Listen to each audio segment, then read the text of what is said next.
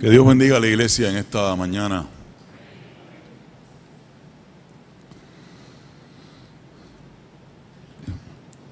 Quiero confesarles que los diálogos, las preguntas, las inquietudes, las ideas que siguen provocando reflexiones y búsquedas no permitieron que esta semana yo saliera del texto sobre el cual conversamos el domingo pasado y que aparece en los programas.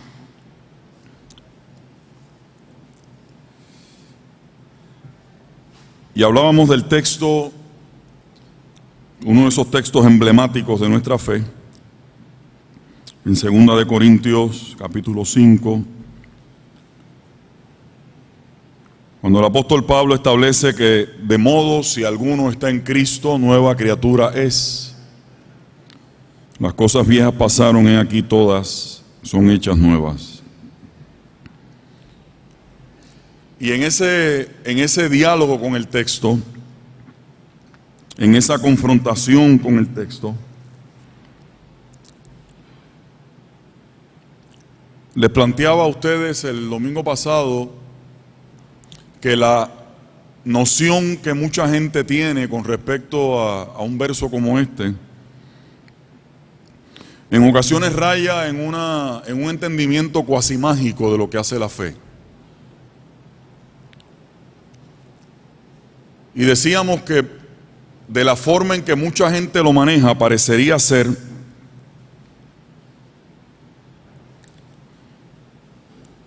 que de repente cambiaron por completo la persona que era y de repente apareció una persona nueva.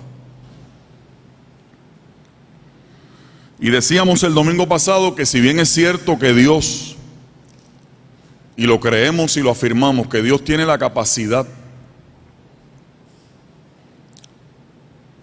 para cambiar, para transformar, para revertir asuntos en nuestra vida, lo cierto es que en la inmensa mayoría de los casos y en la inmensa mayoría de las personas, eso no ocurre de golpe y porrazo, sino que eso ocurre como fruto, como consecuencia de un proceso de vida.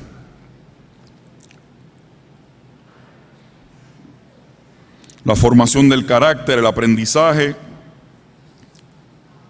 Cuando uno mira la totalidad del ser de uno, se da cuenta que todo ha sido parte de un proceso y en esto no es la excepción.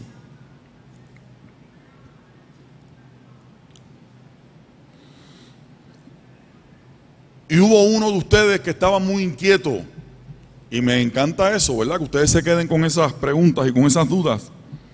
Y me preguntó por lo que yo mencionaba el domingo pasado con respecto, y quiero entonces hablar un poco de eso con respecto a las expectativas. Es decir,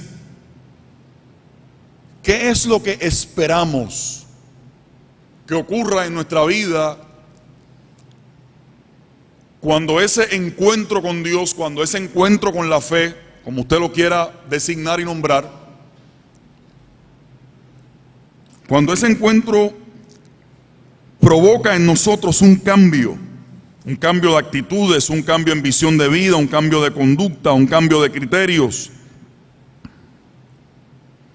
cambio en la manera de ver las cosas, de entenderlas, de procesarlas, de discernirlas, de digerirlas.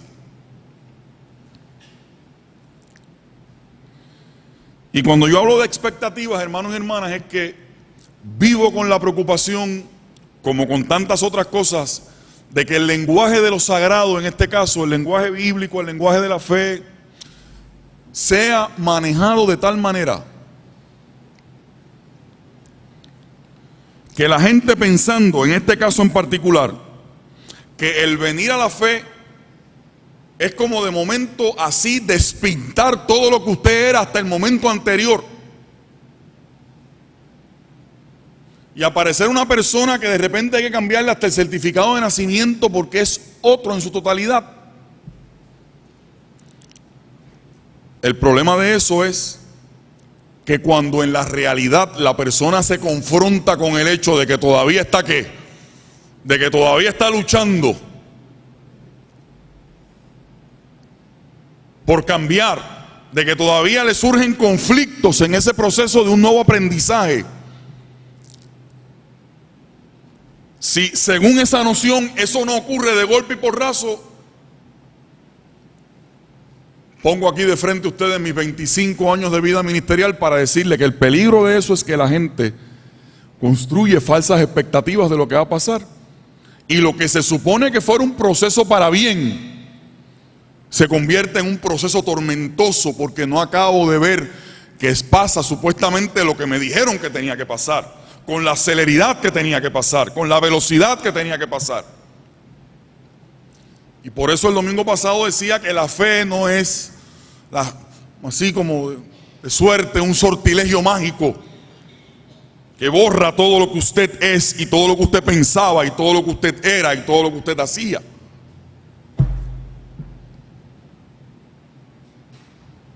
Sino que el apóstol lo que está planteando, cuando uno lee la totalidad de lo que está ahí, ligando eso con el tema, si después usted lo quiere buscar con más calma, con el ministerio y la palabra de la reconciliación, porque esta parte de la clave para entender el ajo de la cosa,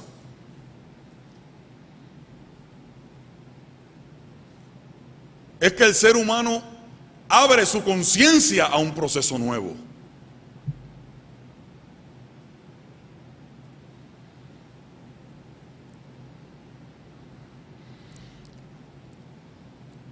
Miren, de esas genialidades del apóstol que nos ayudan a entender estos asuntos así un poco enrevesados y misteriosos.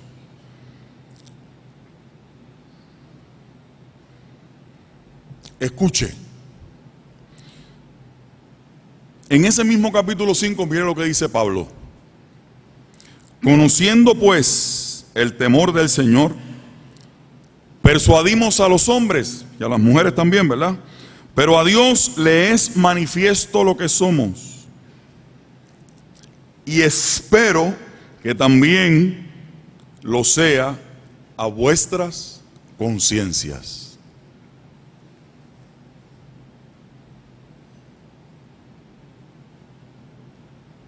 Voy a dejar eso ahí un momento.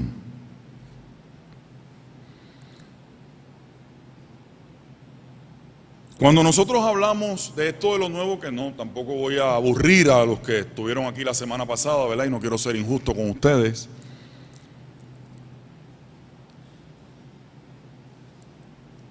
Pero obviamente, hermanos y hermanas, de lo que estamos hablando, para no dejar duda alguna en el corazón ni en la mente de nadie, lo que estoy diciendo es que sí.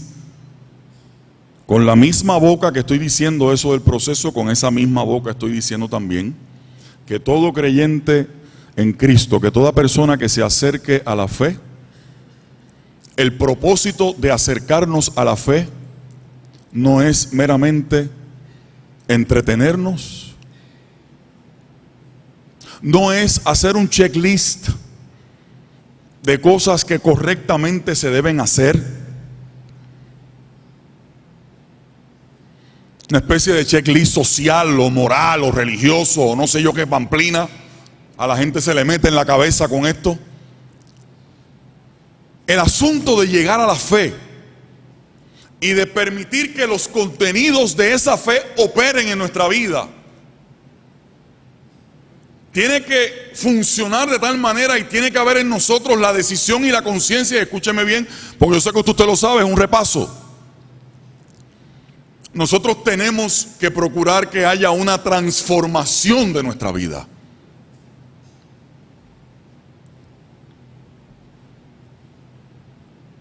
El propósito fundamental de la fe es que la geografía interior de nuestro ser sufra una transformación.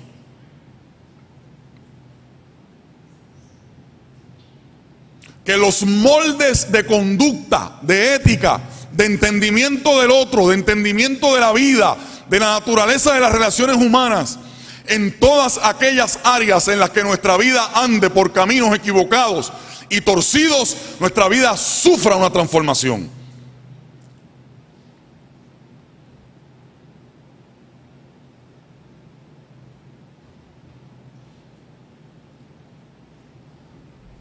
Y aquí se me zafa todo, y no lo niego y no tengo ningún interés en negarlo, de Gamaliel Ortiz Nieves, curso 101 y 102, donde no hay la intención y el deseo y la voluntad y la decisión de transformar, la cosa religiosa se convierte en un barniz bobo, superficial y fatuo, sin consecuencias reales en la vida de uno. Tiene que haber el deseo y la conciencia de una transformación.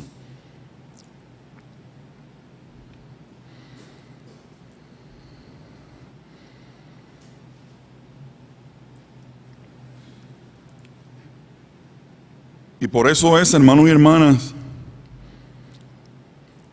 que de las primeras cosas que tienen que ocurrir operacionalmente en el ser es el reconocimiento. Es el reconocimiento de que hay áreas de nuestra vida que requieren un cambio de ruta.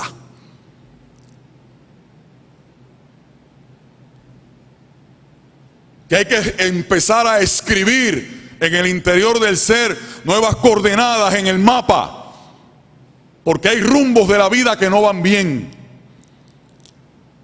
Claro, el que no reconoce eso, pues es, y vale, cada cual baila con la música que le guste. Pero es para que entendamos, el que no reconozca eso, empezando por los que somos, que decimos que somos creyentes, el que no reconozca eso se constituye en su propio pequeño Dios. Tenga mucho cuidado con eso.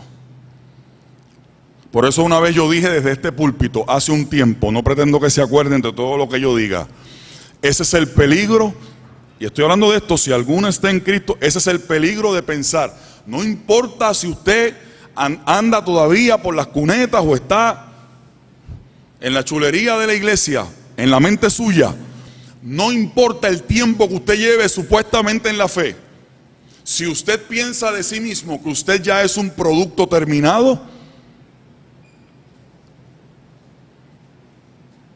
todo lo que usted hace con la cosa y con el rito religioso no tiene ningún sentido ni ningún efecto real en la vida suya. Es para que se entere por si acaso no se ha enterado. Es que todos los días de nuestra vida tiene que haber la intención, y como me decía un hermano en la puerta, pastor, qué difícil es. Bueno, no venimos a la iglesia porque pensamos que sea fácil. Venimos a la iglesia porque pensamos que el evangelio instala en nosotros un estilo de vida saludable. No porque sea fácil el hacerlo, sino por las consecuencias y las implicaciones que tiene en nuestra vida. Es al revés.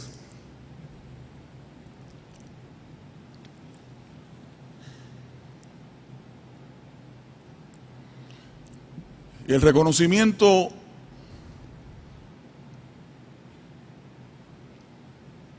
eso ustedes lo saben, el reconocimiento de mi naturaleza falible, pequeña, contradictoria, con sus inconsistencias, y también de que siempre la iniciativa de Dios está ahí al alcance nuestro. Esa es la buena noticia, celébrela conmigo. La iniciativa de Dios siempre está al alcance suyo. Y porque no me creo mi propio pequeño Dios, es que entiendo lo que dice el apóstol, es que la escritura es tan bella, hermanos y hermanas.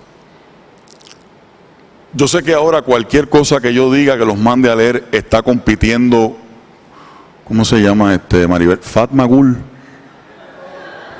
Tú no sabes embustera que tú sabes. Que la dejas grabando todos los días para ver a los turcos eso. Fatmagul es lindo, tú tampoco, tú estás igual. Yo.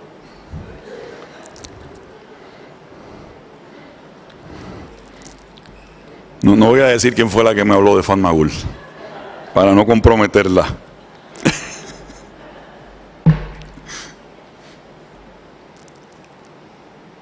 Ustedes saben que digo eso de vez en cuando para bajarles el diapasón, ¿verdad? Porque los veo así como trincos. Suave, hermano, que el almuerzo le va a caer bien ahorita. El almuerzo le va a caer bien. Tranquilo, easy. Como dice Henry Castellano, respire. Él lo dice mejor que yo. Está por ahí, ah, mira, adiós Henry, estás aquí.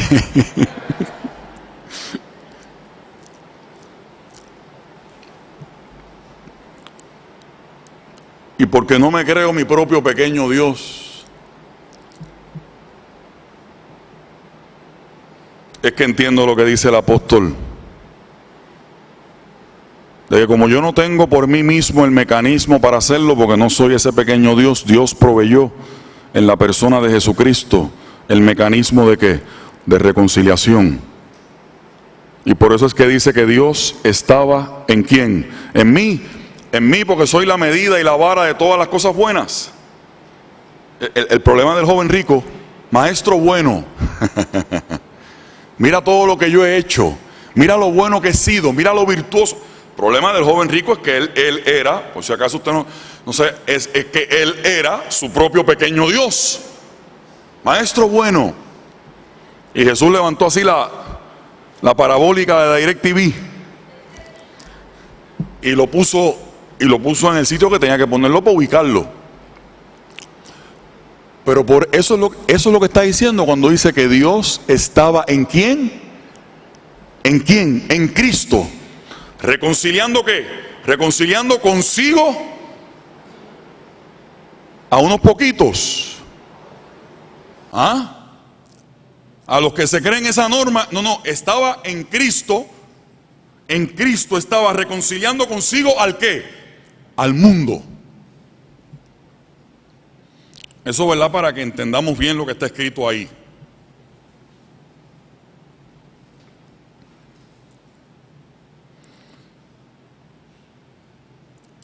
Con el dilema que el propio Pablo, plantea en ese texto bíblico que de por sí es un tratado de conducta humana.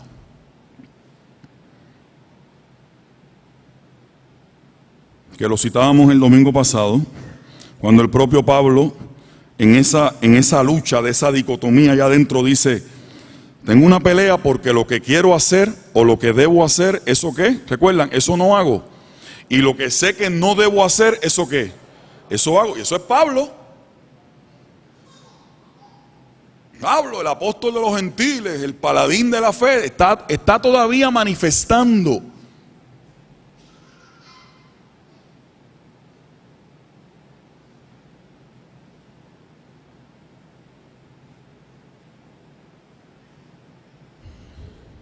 Una pugna casi, no se asuste por esta palabra que voy a decir ahora, pero una pugna, yo le decía a alguien esta semana, una pugna casi esquizofrénica dentro de su ser. Lo que quiero hacer, lo que sé que debo hacer. ¿Sabe lo que es eso? Lo que implica esa lucha, lo que yo sé que debo hacer, eso no hago. Hay una rotura. Hay una rotura ahí interna en ese debate. Y lo que sé que no debo hacer, eso es lo que hago.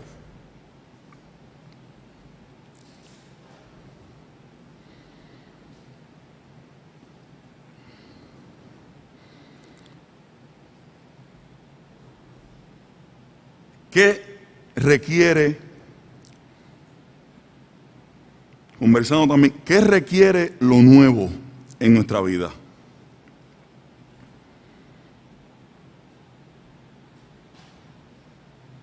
¿Qué se necesita para instalar lo nuevo en nuestra vida?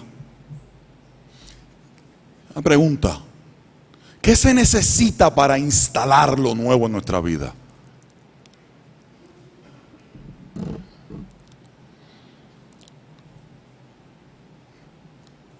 Cuando esas preguntas llegaban a mí, no podía evitar el recordar, hablando de esto del reconocimiento, ¿verdad? Porque lo primero que se necesita es ese reconocimiento, y para que haya ese reconocimiento tiene que haber un examen del mundo interior y de las consecuencias de lo que nuestro mundo interior produce. Por eso es que la cosa es mucho más seria y mucho más profunda que meramente citar el texto que es tan hermoso. Yo estoy en Cristo, soy una nueva criatura. Es mucho más serio, requiere un diálogo interno, honesto. Por eso hablamos la semana pasada de esa honestidad.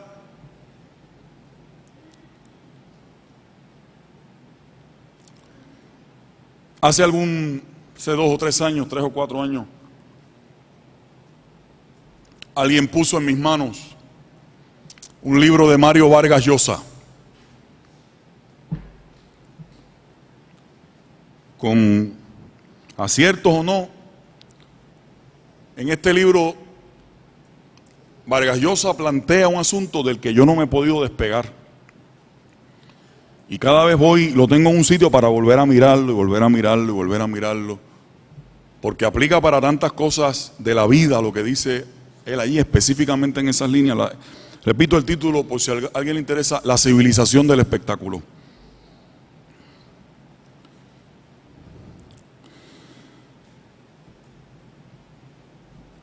Y lo ilustra con varios temas. Yo voy a usar solamente uno, pero eso tiene una amplitud extraordinaria. Y Mario Vargas Llosa dice en La civilización del espectáculo, por ahí en el capítulo 2 de ese libro, que los seres humanos, esto que estoy diciendo de otra forma, ¿verdad? Y dicho con más desarrollo, un literato, un hombre, que los seres humanos le tenemos pavor al confrontamiento con ese mundo interior, por lo que vamos a encontrar en él. Y dice una oración de esas lapidarias, devastadoras, y dice, estoy parafraseando, pero lo dice, por eso todavía hay por ahí tanta gente, por eso es que hay tanta gente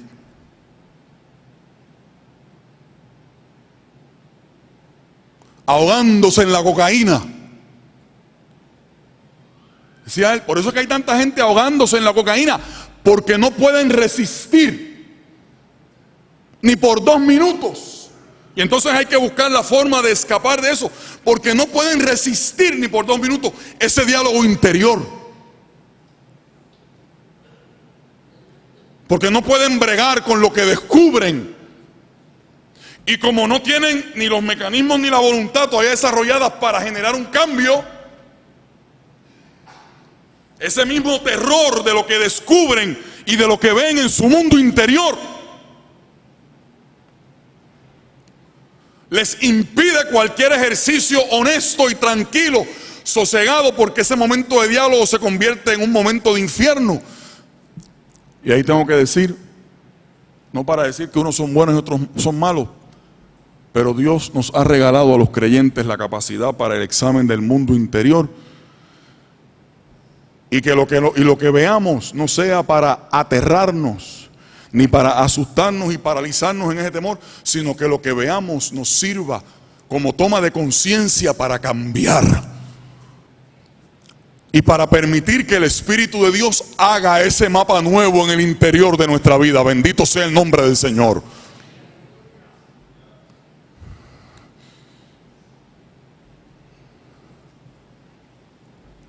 La cita exacta se las debo, pero dice eso. Y eso mismo lo dice de otras cosas también, pero esa frase nunca la olvido. El pavor que nos provoca, si alguno está en Cristo, las cosas que se necesita para que de verdad lo nuevo se instale en nuestra vida de manera permanente. ¿Qué ejercicio requiere? ¿Qué toma de conciencia requiere?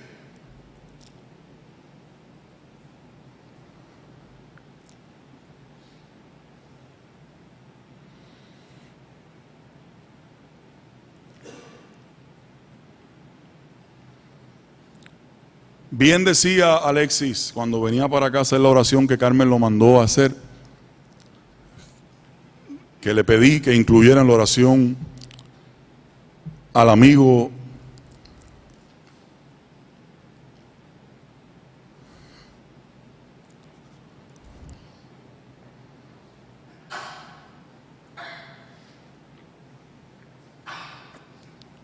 Perdonen, hermanos. Al amigo Fermín Arraiza.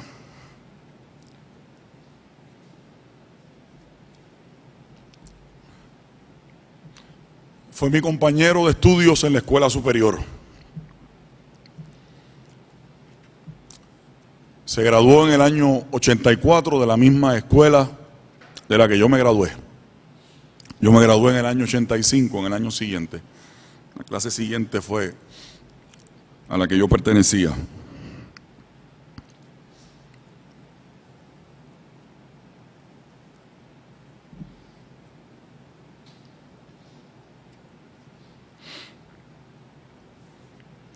Y ustedes saben, hermanos y hermanas, que hablando de esto, de la nueva creación y de la que está ligado en este texto de 2 de Corintios capítulo 5, léalo después con calma, a lo de la reconciliación.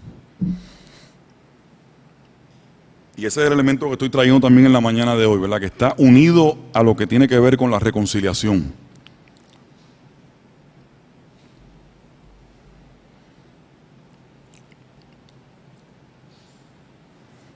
Ustedes saben, ustedes lo saben, que ya están todas las aves de rapiña sobrevolando el área para volver a traer el tema de la pena de muerte.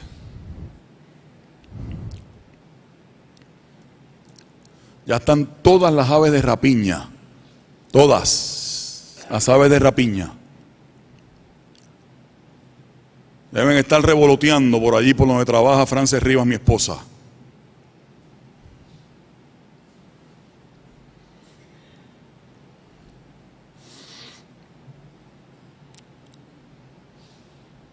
Incluyendo algunos creyentes en Jesucristo que todavía no se han enterado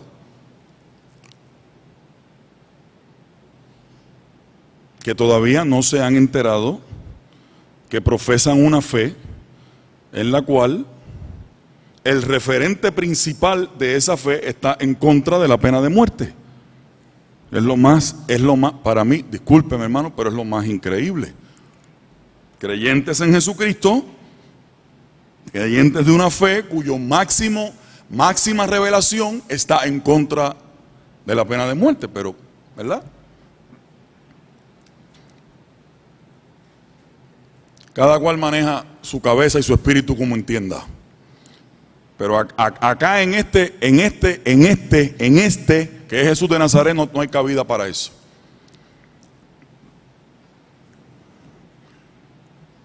Y claro, hermanos y hermanas, no seamos sananos, claro que viene el coraje, la ira, el sentimiento de impotencia,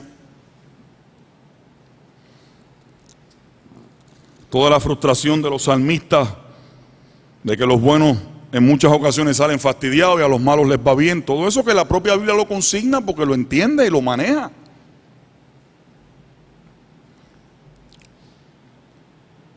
Y yo con el miedo de que apareciera aquella luminaria del periodismo puertorriqueño a preguntarle, ¿te duele? Usted sabe que había una periodista que le acababan de acribillar a un muchacho, a una mamá, y le preguntaba, ¿y te duele? Ustedes saben, ¿verdad? ¿Y te duele?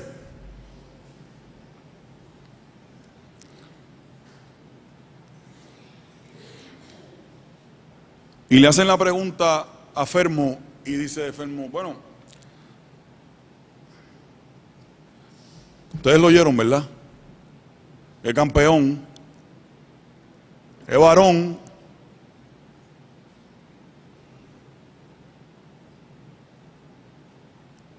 No creo que Fermín tenga mucha relación con la iglesia ni nada de eso así, por lo que conozco de él. Y dijo, no tengo ningún interés que aún a los asesinos de mi esposa se le quite uno solo de sus derechos y que se les procese como tiene que procesar. Y como el muchacho, yo lo conozco, el muchacho es brillante, aún en medio del dolor, yo estoy seguro que fue que la vio venir. Y antes de que se lo preguntaran, yo no sé si ustedes vieron la cosa, disparó y dijo, y no creo en la pena de muerte. Esas son palabras de Dios en el contexto puertorriqueño en el día de hoy. Esas son palabras de Dios en el contexto puertorriqueño en el día de hoy.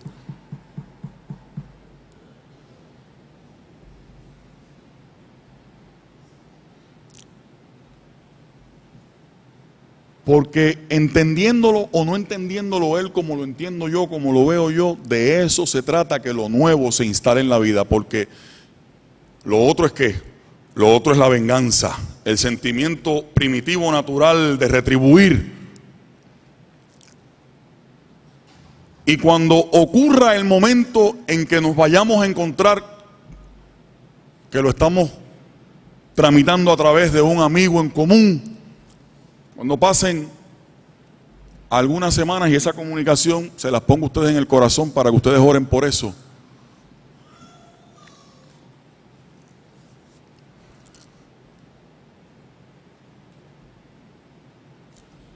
Qué bueno, hermanos y hermanas, que lo voy a poder mirar a la cara y decirle: yo aprendí en este proceso de ti lo que es ser una nueva persona, lo que es ser una nueva creación. Yo lo aprendí de ti. Y lo que estoy diciendo con este ejemplo, hermanos y hermanas, es para volver para revertir entonces para acá la pregunta y para volver a insistirla. ¿Qué es lo que hace falta? ¿Qué es lo que demanda de nuestro ser interior esa toma de conciencia de que tiene que ocurrir algo nuevo y algo distinto en nuestra vida? Porque ese asunto o esos asuntos en nuestra vida nos llevan por caminos y por rutas equivocadas.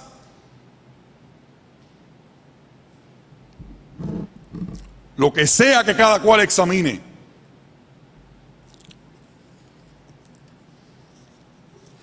Y en esta mañana, hermanos y hermanas,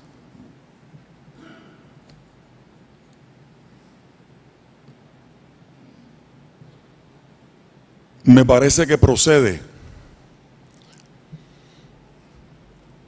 que nosotros mismos nos autoconvoquemos y nos dejemos convocar por Dios.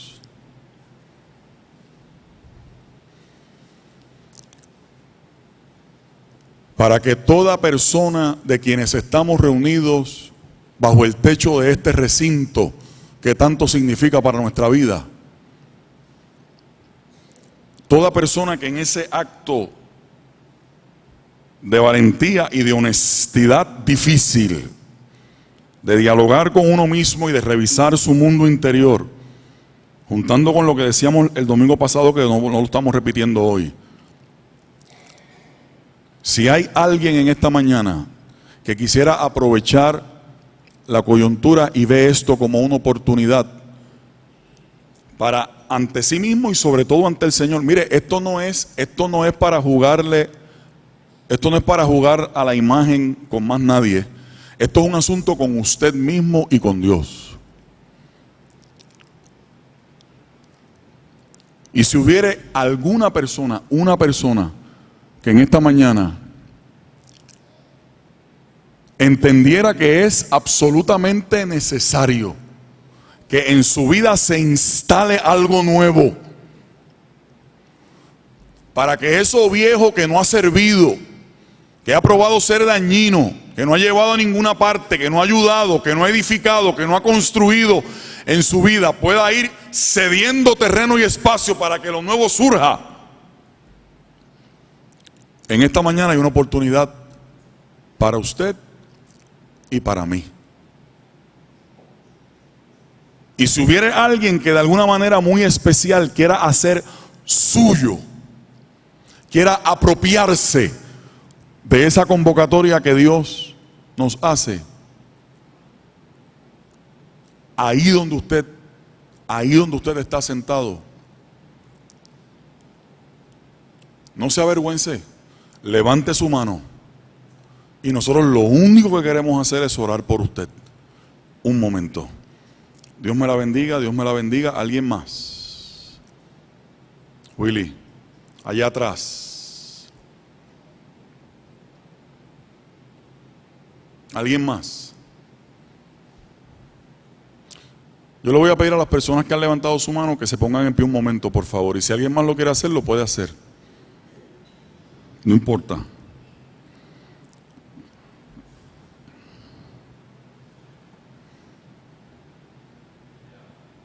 Y a lo mejor dentro de usted está gimiendo el clamor, porque usted sabe que necesita algo nuevo en su vida, que la ruta hay que cambiarla. Le voy a pedir a esas personas que pasen al frente, por favor, y son tan amables. Un momento. Y cualquier persona que se quiera unir a ellos. Y la iglesia le da gracias a Dios porque aquí está el Dios que da la oportunidad. Aquí está el Dios que provee el espacio. Aquí está el Dios que abre la puerta.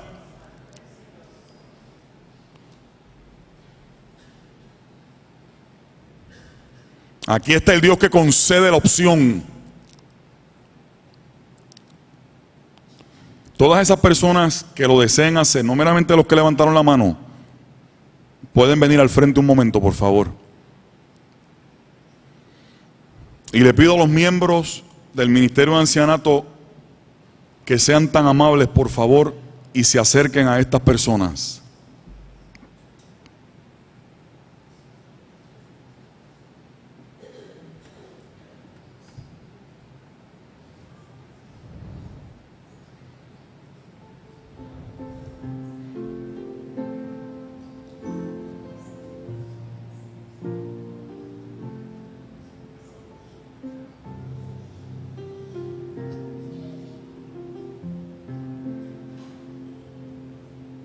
Y nos abrazamos en amor a estas vidas, orando por cualquiera que sea el pensamiento, la decisión, la reflexión de su corazón que les trae hasta acá.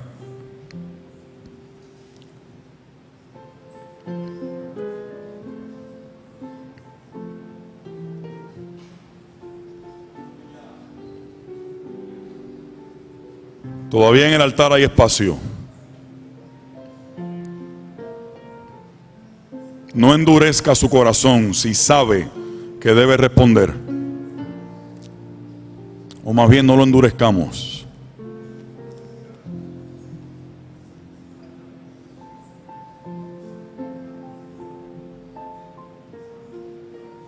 Voy a pedir a la iglesia que esté en pie en este momento y le suplico al hermano, al amigo Henry Castellanos que se acerque por aquí.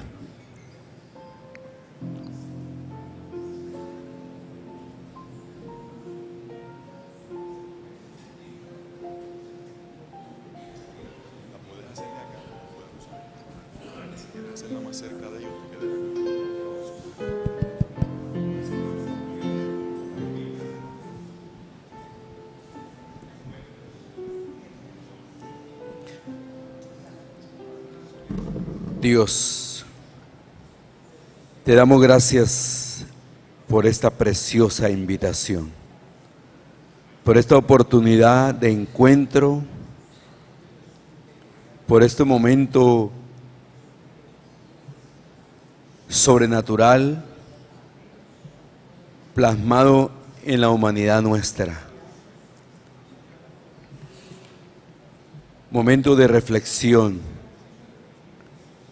momento de análisis, de autocrítica, de autoevaluación para tomar decisiones de vida en el continuo de tu caminar, de tu acompañamiento.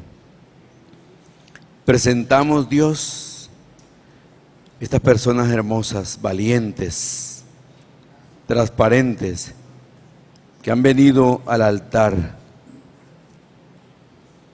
aceptando ese gesto de amor. Tu misericordia nos ha alcanzado a todos y a todas. Aleluya. En esta mañana ha sido nueva, rica y poderosa a través del poema, de los cánticos, de la predicación.